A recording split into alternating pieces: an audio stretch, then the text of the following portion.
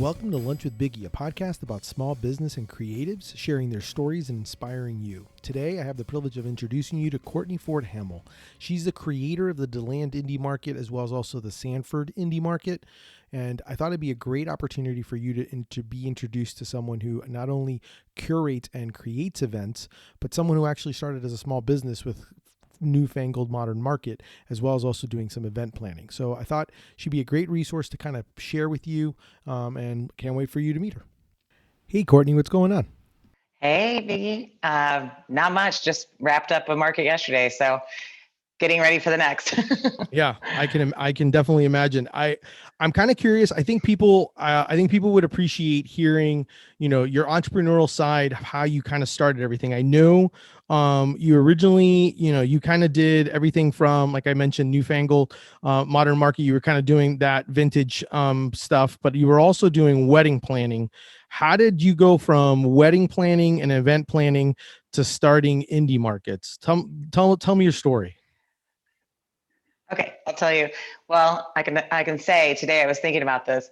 Today, last month was, or no, January was 30 years since I started in the event industry and in the service industry. I started as a bus girl at 14 years old at a yacht club during the Wow. Olympics when Nancy Kerrigan was ice skating. Everybody thought I was the young Nancy Kerrigan, the little bus girl. And so I just stayed in the restaurant and service industry and went off on my own and started Courtney Ford Event Design. And then was doing that. I met Rusty, my husband, and he was doing architectural salvage. And we both love vintage. So I kept doing the event planning, but we decided to open up a storefront, newfangled modern market. So I was trying to balance both things. And it was pretty tough.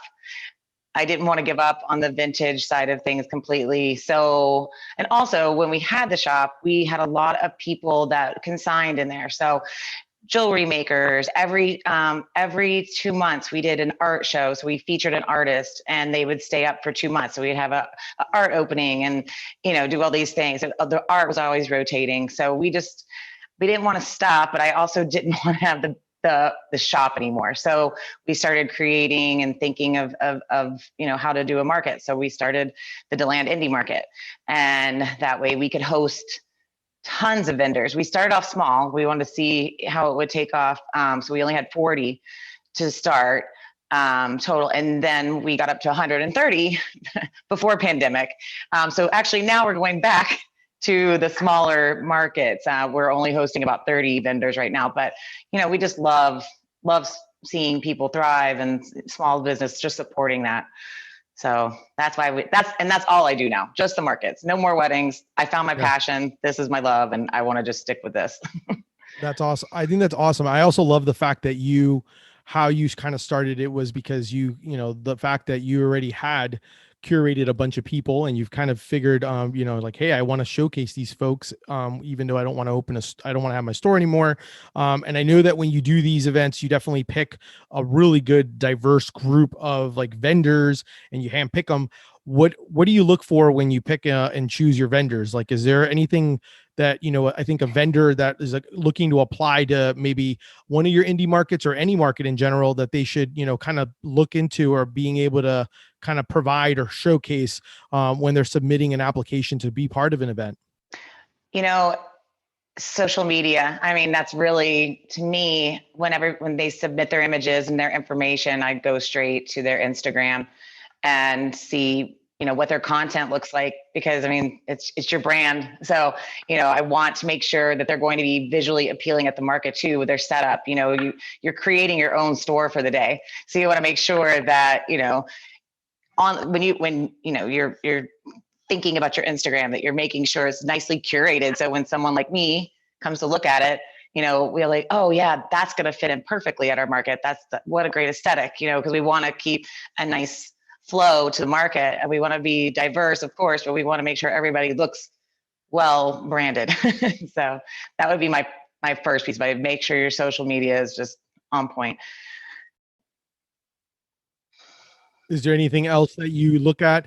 Like, obviously it's, I guess it's pretty hard to be able to, if you have similar, let's say similar categories of folks, is that something that you kind of play into factor, like saying, hey, I don't have many of this, or hey, if I do, maybe Yes. separation of like where you place them in your market and stuff like that. I mean, there's definitely a lot involved there when it comes to all that. It really is. And it's so hard to pick because we do get so many submissions, and I always feel awful. I wish I could have all the land in the world where I could just have this huge market, because I feel so bad having to tell people no. But the problem is we do try to keep it to a minimum of each category. So I try to break it down: jewelry, handcrafted, t-shirt, like I try to get as specialized as possible. And of course, everybody's things are great, but I can only do so many. So, like if you're a jewelry designer, that's so hard. There's so many amazing jewelers out there. I just can't have it all be jewelry, So same right now, I'd say jewelry and like body products. There's just so many wonderful vendors out there. It does make it really hard because those two, I get so many ends and they fill so fast. So, I only do a certain percentage right now.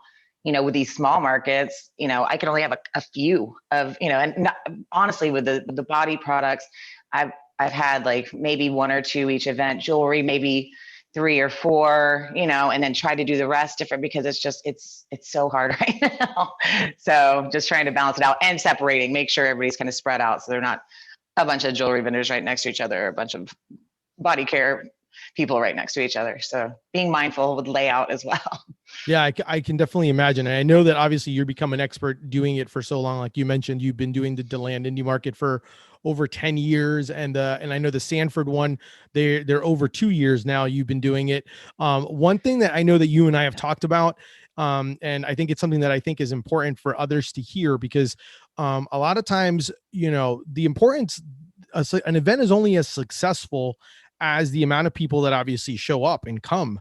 And so you would think that if you have, let's say 40 vendors, or even at one point when you had your max 130 vendors, obviously you're going to be promoting the event, but there's a huge importance on you yourself, I guess, the vendor themselves actually getting the word out, because, the more people that show up, the more customers they have opportunities for, right? Absolutely. Yeah. I mean, I know I'm probably annoying because you're one of my vendors, every week I'm like, hey guys, make sure you're promoting. I send the, event image out, the Facebook page out, because it is so important, because that's just more reach. I mean, so if every vendor sends all their stuff out to their social media or invite people, to the event page, think about it. The possibilities that you can when you have, such a large event too, which is kind of we'll get to that topic. Go on. Yeah. And so like, I know that, and yeah, and I mean, and I even look at it, cause I'll tell folks, hey, I know you may have, even if you have a few thousand followers, only like, like, I think it's like 10% of your population actually sees the information being disseminated out that you're kind of shooting out. So it's like, it's very important for, not only for like the vendor, the person doing the event, but also all the vendors to actually go and participate and be part of that, because obviously I know when I go and do it, I'm like, we're paying to be part of it. And we want to have, I want as many people as possible to have a successful event and as many eyes on my product as possible. So absolutely. And, I pay for, the Facebook and Instagram ads and stuff like that. But, even that only reaches so many people too. So even with paid advertising, it limits, it's limited. So you want to make sure everybody's doing their best to promote. Yeah, I totally agree with that. I know that, I'm always intrigued because you do, and I know that you do now the markets full time, but I also thought it was always interesting because you just do so many different things. Like, I don't really know. I'd love to hear your thoughts on time management and balance of life, because you're a mom, you're a wife, you're a handler to celebrity chef Emily Ellen. Plus you do these markets, and I know that you've also done, at one point you were also part of other, small antique shops and vintage clothing areas. So how do you do it? Like, how do you how do you balance it all and do the work life balance, but at the same time manage to be able to put your hands and juggle everything at once and actually keep everything up in the air? Well, I don't know if I'm good at it or not, but well, I pretty much just try my best now. I've started stepping back from things because I kind of was overextended, to be honest. So we did decide to let go of the vintage aspect of our lives.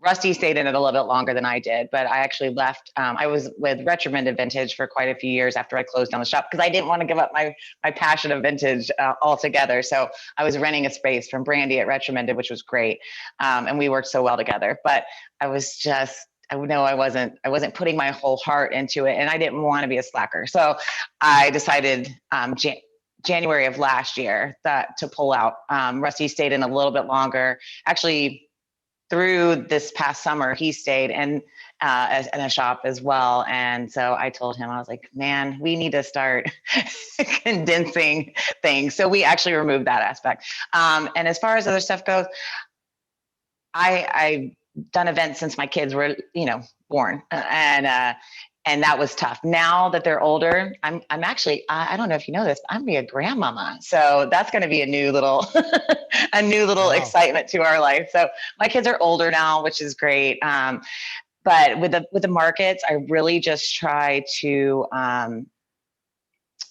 just make sure like I get all my emails in and I try to answer as fast as I can, after we process and look through everybody's stuff. And then just try to stay on top of all my lists, like entering people in as fast as possible so I don't slip up. I slip up, of course, everybody does. And when it comes to Emily Ellen, the amazing retro rad chef, we have a really good thing going. I do most of like her filming with her. So we have a really good schedule, usually set. It's been a little weird with pandemic, but we set our schedule for almost a year. So I know when I'm going to be traveling with her and when we're going to be filming certain things. So just keeping a good, clear schedule, good calendar, and just staying on top of things. But there's days I don't want to, and I just want to lay around. For sure. And that, no, I could totally get that. Yeah. Sometimes you need that. You definitely need that moment of decompression and just kind of like, oh, I just need to hang out and just kind of relax. That was, I said, that was today because we had the market yesterday and we had such a great time at Sanford Porch Fest the day before. Today, I was like, I'm going to lay around until I talk with Biggie. And that's where the whole hair washing thing came into when I texted you today. I'm like, am I going to be on camera? Do I have to wash my hair? And if you could have seen it, you would know I'd asked that because I had dreadlocks like coming. But I did take a shower for you, so. No, you always look beautiful, no matter what. Well, I appreciate that, and I know my listeners appreciate knowing that you're nice and squeaky clean. So I do know, like, when you finally do have some time to finally sit down and obviously maybe enjoy a sandwich, I'm kind of curious. Like, do you have a go-to order that you like, a favorite sandwich or a go-to order that you go with? And then is there any places that you like to go to enjoy sandwiches? I know you and I have eaten at a few places before. Yes, I love sandwiches so much. So that, I think that's how you and I probably bonded. I love sandwiches so much. They're my favorite thing in the world. But I will say locally, Manzano's for us in DeLand, because we live in DeLand and it's right down the street from our house. So it's perfect.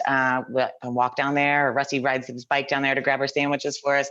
The NSB is delicious. It's my favorite sandwich from them. So I'd say Manzano's is my go-to, and that delicious NSB sub.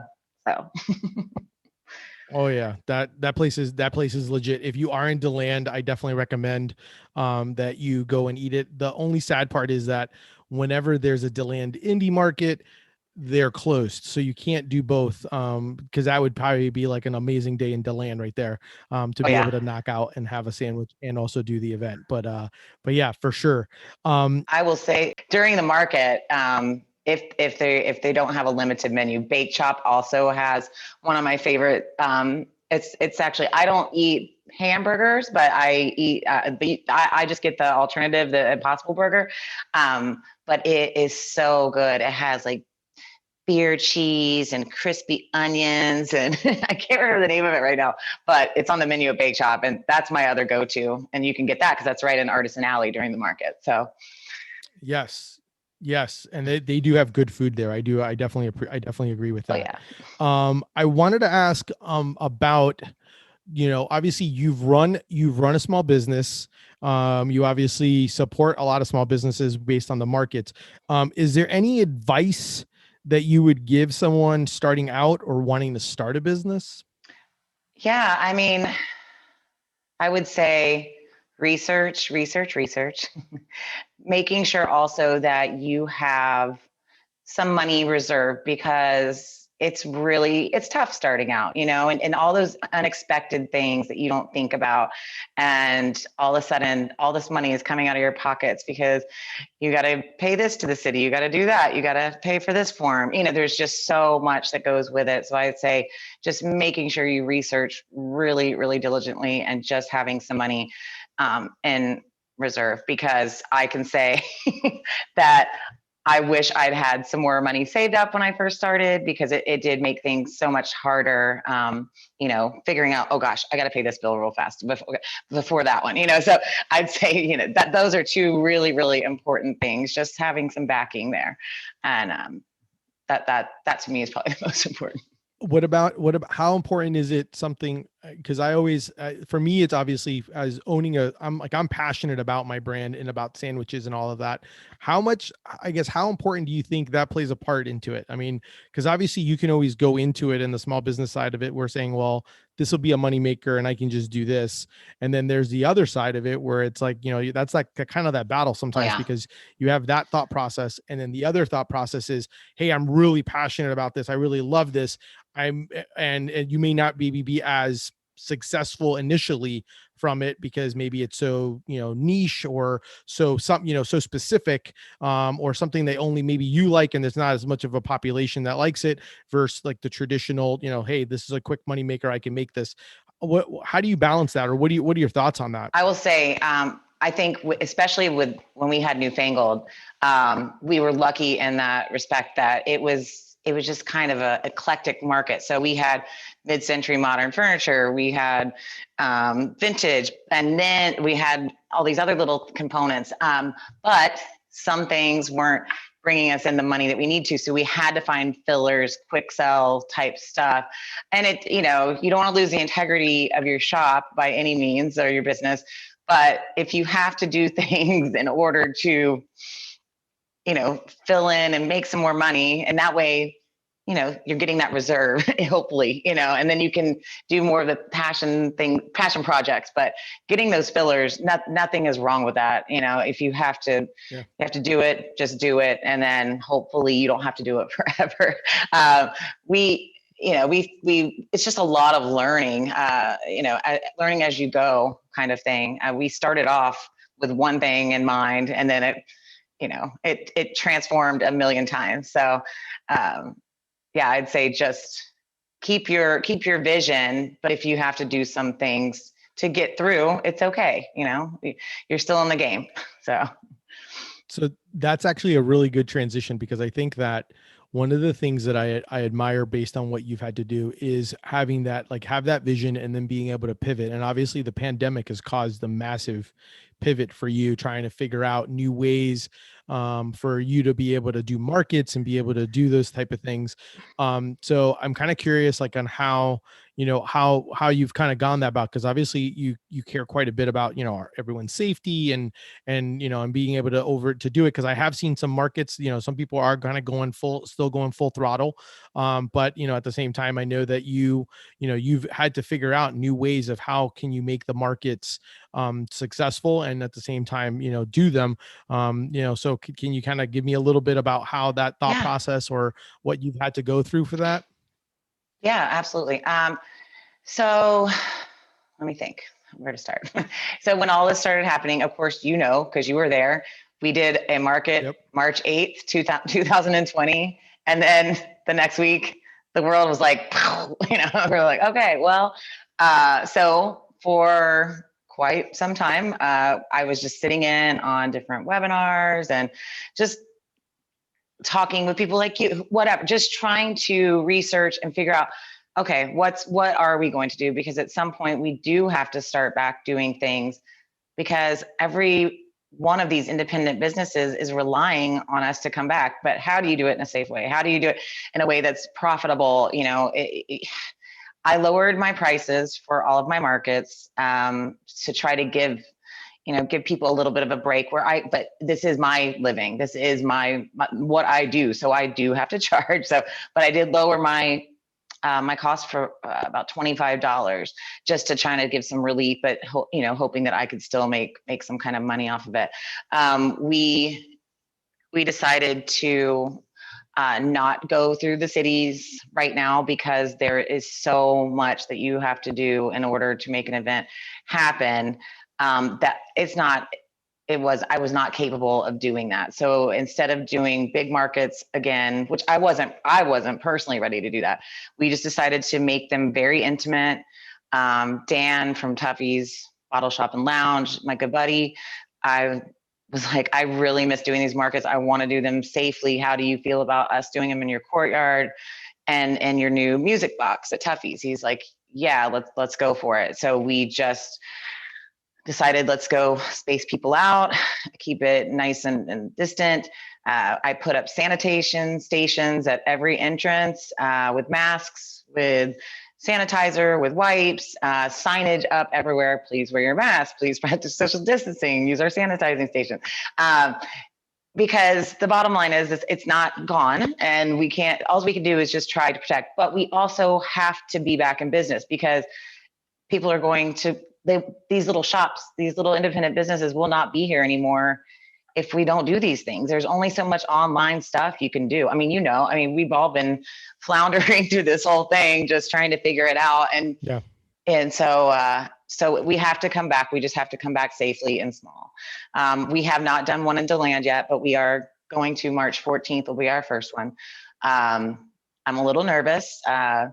Honestly, this town can be a little difficult with the whole masking thing. So it's, I'm hoping that people just wear their masks, practice social distancing. We're going to have them all ready, everything there for everyone. And just hope that people are cooperative, because, we need this to be done the right way. And I'm looking forward to it, just hoping that everybody complies. Sanford's been wonderful. We've had a handful of people that have been like, no. But I also tell my vendors, you have the right to turn anyone away from your booth. If they won't put a mask on, you say, no, I'm sorry, you have to put a mask on, or just don't come in. So that's what I've been doing, to try to get back and doing these events again. And one of the things that I realized, and correct me if I'm wrong, but I noticed that you're doing them. So you are doing them more often, because originally the way it was kind of set up was, DeLand was done like a quarterly thing. And then Sanford kind of almost the same idea, quarterly, or at least 2-3 times a year. And so now we were doing both markets 4 times a year for each one. So there was only 8 events, but they were larger and just a bigger scale with, several thousand people coming to them. So now, we're doing, right now for this, we call it spring season, the last Sunday of every month at Tuffy's. So we just had our first, and we'll do one March and April, and then it just gets too hot. So in DeLand, we're doing March and May, and by May it's going to be sweltering, and that's it. So then we're off for the summer, and then who knows what might happen in the fall, but I need to start planning that. So that's something that I'm trying to figure out as well. Like, what is fall going to look like for us? But right now, we're, instead of doing the 4 large events per city, we're doing just little tiny pop-ups. At Christmas, we did every Sunday leading up to Christmas time. And it's fun. It's cool to hang out at Tuffy's on a Sunday, every Sunday, but it's also is a lot more work, so. I was going to say, even though you've kind of created, and like the process pretty quick, now that you've done it enough, at the same time, it is, you're there the entire time. It is your entire Sunday, being there for, waiting for everyone to finish and get everything done. So I definitely understand. And I let me tell you, I appreciate it, because I know like when the events that when all the indie markets pretty much were always my must attends. I love the fact that one I know, and that made me feel so good. and one of the things that I will say that I really appreciated also was the fact that you kind of made it where you didn't want to pick places that were, because obviously I live in Orlando, and Orlando has a lot of different markets, and a lot of different things. You Yeah. really made it a point, which I appreciated. One, you're from DeLand, and you wanted to kind of showcase your city. And I thought that was really, really amazing. Because I was familiar with DeLand already, but it's somewhere, it's like not your typical place that you would think there'd be a market. But the community definitely enjoys it. And I think the fact that you select cities that are, I know you have a certain criteria that you kind of look for, that, that you think is kind of like not your typical, but at the same time has a good demographic. And so I know that, hopefully I think, as things get better, you'll kind of probably either maybe expand those or kind of look at other areas. What are your thoughts on that? Yeah, I mean, actually, Kelly brought your big buddy and mine. We've been talking some, and I do and I don't want to do it. I would like to see maybe one more city, because if we're going to do that, depending on the scale, if we're going to go big again, then I don't think I could take on any more than one more city, because the process for us, it takes about 2 months to plan each market because of going through all the applications, because we're looking at everybody's images, we're doing, and just with, there's just so much that goes behind the scenes.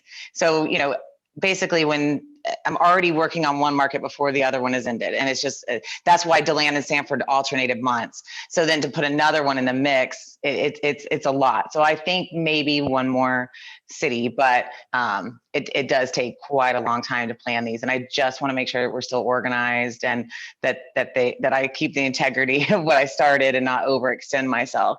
If I kept them small, and maybe that it would probably be a lot easier to do multiple cities, because it's not as much. I'm still getting a lot, almost the same amount of applicants, and I only have 20 spots, so they fill up really fast. So I would probably be able to get a couple more cities, and if we kept it that way. So we'll see.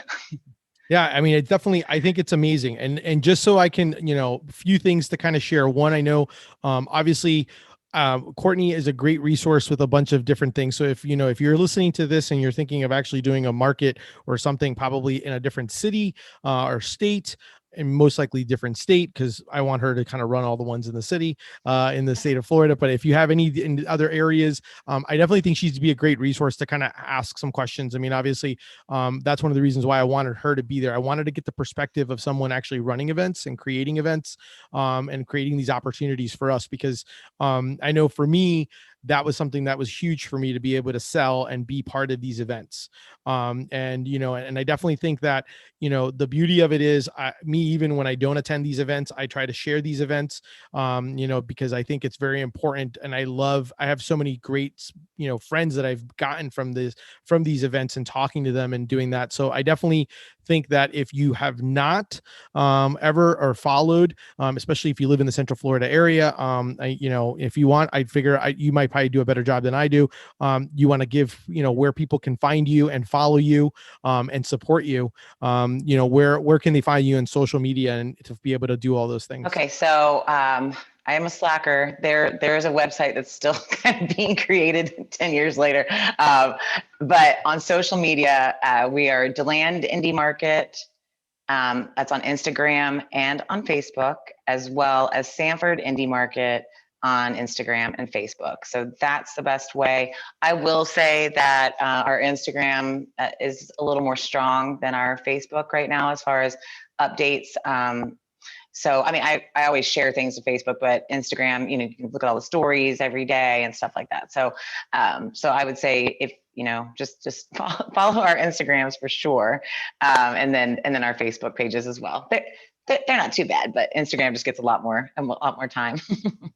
Oh yeah. Well, it's also visual. I think it's like the visual aspect of it. People appreciate seeing those things. And I know you guys have the links of how to become vendors at those events as well on there. So that way they can kind of be able to apply and you go through the process of doing all that. So I definitely I think that's, all things that are amazing. Do you have any other tips, tricks, ideas, thoughts, anything you want to share? I'd love that, I think any parting questions before my lunch break ends. And I got to get back to work. Yes. Let's see. I would say definitely if you have something in mind for a business and you want to do it, I think you should totally 100% go for it. Even if you have to, keep your full-time job, don't give up on that passion. If you have that creativity in there, don't suppress it. Just let it shine through and follow your dreams, because it makes such a difference in your life. I feel so grateful that I've been able to really, follow my passion, and doing these markets really has just made me feel so great, so much lighter, because this is truly what I wanted to do. I didn't know that I wanted to do this really, but this feeling that I have is wonderful. So if you can follow that dream, you should totally do it. So go for it. Awesome. Well, that's our show for today. So thank you very much, Courtney, for being on and having lunch with me. Definitely make sure to check out the DeLand Indie Market, Sanford Indie Market. You could probably follow Courtney Ford Events on Instagram as well. And if you enjoyed the show, definitely make sure to subscribe. If you want to support, definitely check out my brand, Deli Fresh Threads. Do some shopping and definitely tell your friends. Thank you. Until next time, keep eating sandwiches and follow your passion. Thanks, guys.